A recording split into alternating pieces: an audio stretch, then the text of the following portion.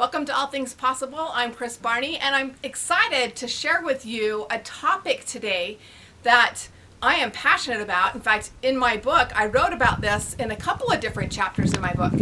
Empathy in the workplace. Empathy is huge. And for a lot of time, in fact, when I was young, I don't think we even had empathy, right, in the workplace.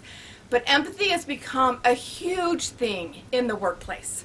And I want to talk with you about that. If you haven't joined us, join us at allthingspossible.biz. Be part of our community. Our All Things Possible community is awesome. Every week we put up a new episode and a new blog and a video and give you an opportunity to gain access to a lot of different things we're talking about and a lot of information and tools and things to help you in your life. So if you haven't joined us, join us there. There's some free gifts and some things there. Also, if you haven't gotten a copy of my book, my new book, Leadership from the Inside Out, Are You the Leader You Would Follow, is there, and I'd love for you to get a copy of that book. A lot of what I'm talking about today, well, all of it, has come from different chapters in my book. There's two different chapters that I talk a lot about empathy. And in the first one is the trait of gratitude. I talk about empathy and gratitude and how they go hand in hand. And I also talk about empathy in excellence. When you are living in exceptional excellence, you have empathy. Empathy is the ability to experience and relate to others' thoughts, emotions, and experiences. And to also, it is more than just simply sympathy. A lot of times we think that it's just sympathy, but it's not. It is understanding and supporting with compassion and sincerity. Now, with that said, you say, okay, so why is that in the workplace? Because for a long time, we heard that, leave work at work and leave home at home and don't mix the two, right? And we heard that for a lot of the years that I was growing up and the first years that I was in business for myself. We heard a ton of that. And to a point, there's some things that we can shelf and come back to, but we have to learn how to have empathy. Right now, in big corporations, one of the qualities they're looking for in their highest management is empathy. And it's considered to be a big strategy or a tool is to find someone who is very empathetic. The reason for that is that we have such a big diversity right now. In our society, we have more diversity than we've ever had. So there's more opportunity for us having to know those human connections and those reasons and those feelings and what's going on. Okay, we have generational issues. Different generations that have different tendencies, and we have to be able to manage those. And when they are looking to hire management, they are looking for one of the qualities is empathy, to be very empathetic. And it's become a fundamental part of leadership and to be person focused, right? To be able to be focused on people and how they're doing and being able to be involved with them. Having empathy is different than demonstrating empathy. We can have empathy and be sympathetic and feel that way, but when we demonstrate empathy, when we actually show up differently for people, for our teams and for those that we work with, it's totally different for them and for how they feel. When we demonstrate that empathy and that we come across that way, it is so much more powerful. In my book, I have a list of different traits and different ways that I feel empathy can be described. And I'm outside in the wind and it's getting my hair, right? So sorry about that. And I hate to read from a list, but I didn't want to leave things out. So this is a list that I have in my book on the different characteristics that you can find in a person that's demonstrating empathy. First is good listening skills. So much of the time we are thinking of an answer rather than listening, right? A good manager, a good person with good empathy skills is a good listener. Understanding what others are feeling. It's going beyond just being aware of what they're going through. It's also understanding where they're at and how it's affecting them, and how that you can be a better support for that. Able to effectively build and manage others.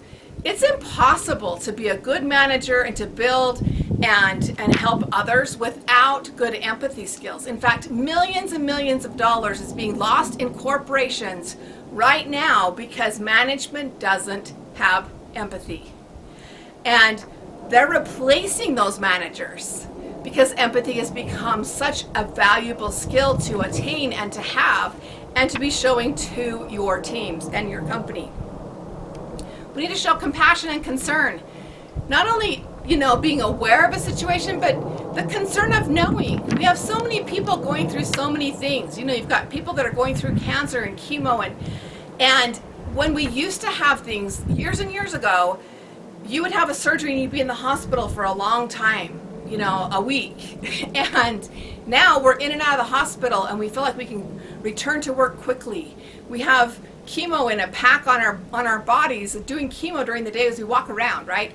It's different than it used to be. So we have to be able to show compassion and concern and to know those things. Relate to different perspectives and experience levels. It's really good to be able to value everybody at where they are and different experiences and different perspectives.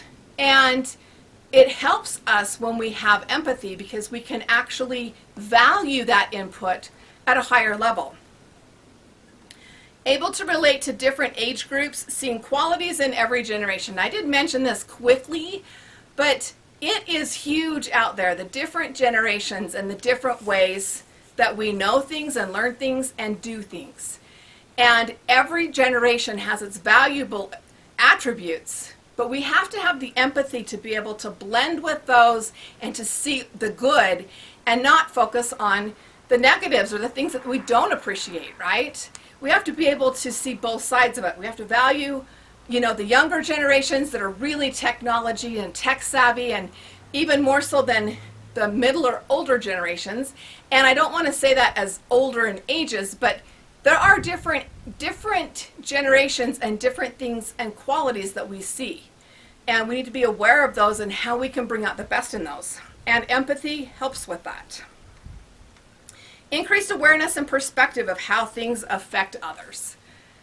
It's one thing, again, to be sympathetic and to be aware, but it's completely different to actually know how things affect people. And if we're not sure, we need to be willing to ask how it's affecting them, how things are, and what we can do differently, how we can support them. Willing to give time and energy to others. A good manager, a good team leader is one that wants to get in and get dirty with the team. They want to be a part of things. They're not afraid of getting their hands dirty, right? They're not afraid of stepping in and helping out where they're needed. Support team members to own their power. That's really important, to be able to support others, to own their power, to own their words, to be able to give their suggestions and give their input and value it and feel valued for that. Another one is to demonstrate support and understanding to all cultures. Like I said, we have never had more diversity. We have all cultures in every organization. We have people that work from home from different countries in the same company. And we have to be able to be open and aware of what's going on, a little bit about their culture, and understand the difference. A lot of times there's time zone differences and changes that are really, really difficult. I have a son that works remotely sometimes, and he flies from state to state. And just inside the United States, those time zones, I'll be like calling him and it's late at night where he's at, right? We have to be aware of those things and make it a way that we empower them no matter where they're at and what they're doing and what their culture is. The other thing is possess good communication skills. Communication skills are invaluable, and we need to be very good at communicating. There's body language, there's connection, there's all these different pieces of our language and communication that makes part of our connection with each other. Besides this list, one of our biggest needs is to belong. Maslow's hierarchy of needs in the little pyramid that we've all seen, right? The bottom one is our physical needs. The second one is our safety, right? The third one is being loved and belong. We have to feel like we belong, that we fit in, that we're part of the culture. It has been so important this last year or two, and maybe even like the last 5 years is what I should say, that community and culture inside of our associations and our corporations has become huge. It's become feeling a part of things and feeling that there's a bigger purpose. That has become huge. Empathy is a huge part of that, because when we have empathy, we have that belonging. We have that sense of belonging and creating others to belong in our group as well, and bringing others in, bringing out the best in others. I know this is short and sweet today and lots of information, not tons of stories, but I wanted to just give you empathy in the workplace is huge. If you feel like you aren't showing up with empathy, it's a big, big thing for you to get better at, and for you to make some correlation and to up-level yourself so that you are more empathetic and that it will take you farther in what you're doing. Thanks for being here with me. Again, if you haven't joined our All Things Possible community, Bill and I love to have you join with us and be a part of that. So join that at allthingspossible.biz, and we'll see you next time right here on All Things Possible. Bye-bye.